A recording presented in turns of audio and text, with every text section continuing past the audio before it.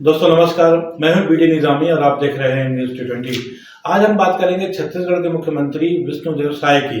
दिसंबर 2023 में विधानसभा के चुनाव भारी बहुमत से जीतने के बाद, मतलब जबकि 90 में से 55 सीटें पहली बार भारतीय जनता पार्टी को मिली थी, तब सेंट्रल सत्तासीन जो है भारतीय जनता पार्टी के जो तमाम कद्दावर नेता हैं, उन्होंने खासतौर पर प्रधानमंत्री नरेंद्र मोदी, जेपी नड्डा और अमित शाह, इन सब की सहमति से जिस व्यक्ति की ताजपोशी की गई वो थे विष्णुदेव साय।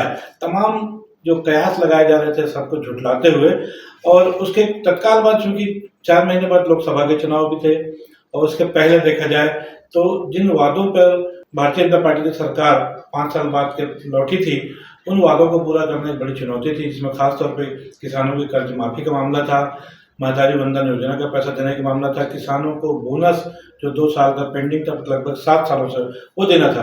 लेकिन विष्णुदेव साय सरकार ने, खासतौर पर मुख्यमंत्री विष्णुदेव साय ने केंद्र के सहयोग से उन तमाम वादों को पूरा करते हुए, जो संकल्प पत्र के वादे थे उनको पूरा करते हुए और तमाम चीज़ों को इम्प्लीमेंट दिया। और प्रदेश में जो डबल इंजन की सरकार थी, पहली बार छत्तीसगढ़ में खासतौर पे इस वादे के साथ, मोदी की गारंटी के साथ उसने अपना काम शुरू किया और बहुत अच्छे तरीके से महतारी वंदन योजना का भी काम शुरू हुआ। किसानों का जो धान की खरीदी का मसला था, उसके पैसे भी दिए गए, 31 रुपये प्रति क्विंटल।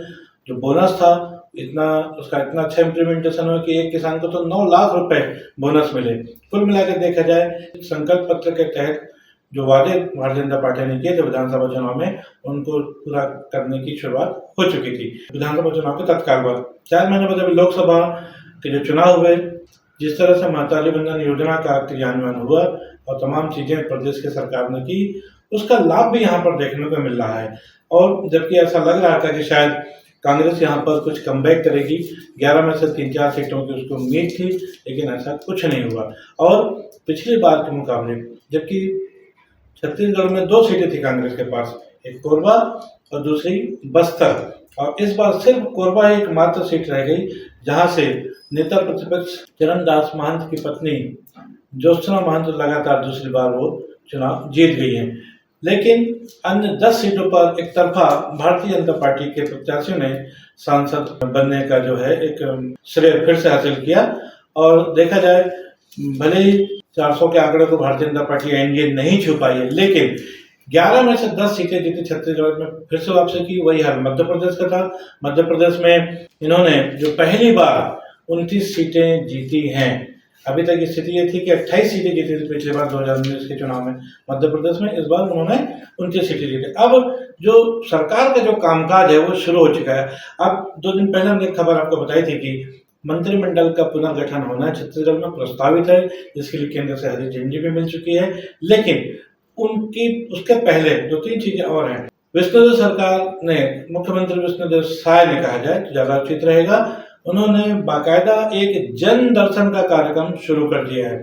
यहाँ दोस्तों, जन दर्शन, आपको याद होगा कि 2003 से लेकर के 2018 तक जो 15 साल का कार्यकाल था भारतीय जनता पार्टी का, उसमें तत्कालीन मुख्यमंत्री डॉक्टर रमन सिंह ने अपने 15 साल के कार्यकाल में एक परंपरा शुरू की थी कि वे हर गुरुवार को जन दर्शन करते थे, और उस जन दर्शन में प्रदेश भर के लोग अपनी अपनी समस्याओं को लेकर के सीधे अपने मुख्यमंत्री से बात करते थे, उनको आवेदन देते थे, चाहे वो मामला शिक्षा का हो, चाहे वो मामला किसी के इलाज का हो, चाहे वो किसी की शिकायत का हो, अधिकारी की या नेता की, सारी चीजों का निराकरण मुख्यमंत्री, तत्कालीन मुख्यमंत्री डॉक्टर रमन सिंह किया करते थे। अभी हाल ही में लोकसभा चुनाव के बाद मुख्यमंत्री विष्णुदेव साय ने ठीक उसी तर्ज पर जन दर्शन की प्रक्रिया गुरुवार के दिन शुरू कर दी है। तो ये माना जाए कि कहीं ना कहीं एक पुराना जो फीडबैक था भारतीय जनता पार्टी का, जिससे लोगों का जुड़ाव था, वो एक बार फिर जन दर्शन के माध्यम से अब शायद आने वाले समय में देखने को मिलेगा।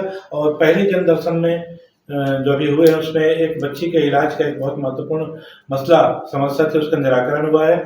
और ऐसा लग रहा है कि आने वाले समय में, जिस तरह 15 साल के जो पुराना कार्यकाल था डॉक्टर रमन सिंह का, उसमें जिस तरह से लोगों को एक संतुष्टि मिलती थी कि उनकी समस्याओं का निराकरण होता है, भारतीय जनता पार्टी के इस बार मुख्यमंत्री विष्णुदेव साय के माध्यम से फिर से उसी तर्ज पर काम करने जा रहे हैं। बहरहाल ये अच्छी बात है, एक अच्छी शुरुआत तो हुई है। देखना है कि आने वाले समय में जन दर्शन कार्यक्रम के तहत कितने लोग लाभान्वित होते हैं और किस किस तरह से लाभान्वित होते हैं। बहरहाल अब मुद्दा है, देखा जाए तो मुख्यमंत्री के सामने वो ये है कि मंत्रिमंडल के गठन का जब भी आएगा तो अभी देखा जाए कि 4 नेता ऐसे हैं भारतीय जनता पार्टी के जो पहले कैबिनेट मंत्री रह चुके हैं, जिसमें खासतौर पर अजय चंद्राकर, अमर अग्रवाल, धर्मलाल कौशिक और राजेश मूणत के नाम चर्चा है। लगातार सुगबुगाहट आम जनता के में भी है, भारतीय जनता पार्टी के कार्यकर्ताओं में भी है कि उनके नेता को मंत्री पद मिले और उसी के इंतजार में तमाम लोग बैठे। देखना है कि ये इन नेताओं की और इनके जो खास सिपह सलार हैं, उनके फॉलोअर्स हैं, उनकी मुराद कब पूरी कर पाती है छत्तीसगढ़ सरकार और कब इनको जो 2 मंत्री बनने हैं उसमें किसको किसको मौका मिलता है। सवाल ये भी है कि क्या मंत्रिमंडल के पुनर्गठन में कुछ मंत्री और भी बदले जा सकते हैं। जैसे एक चर्चा थी कि कम से कम एक मंत्री को बदले जाने की चर्चा आ रही है, लेकिन वो मंत्री कौन है फिलहाल अभी पत्ते खुले नहीं हैं।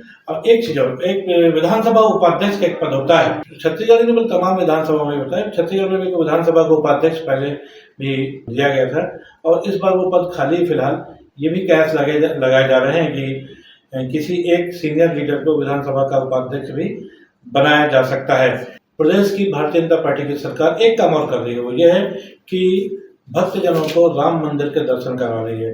ये माना जा रहा है कि रायपुर, बिलासपुर, अंबिकापुर और दुर्ग, ये 4 स्टेशन ऐसे हैं जहाँ से हर हफ्ते के घर ट्रेन निकली है। लगभग 4 से 5 हजार दर्शनार्थी श्रद्धालु, जिनको एक महीने में कम से कम 5,000 श्रद्धालुओं को राम मंदिर का दर्शन करा चुकी है।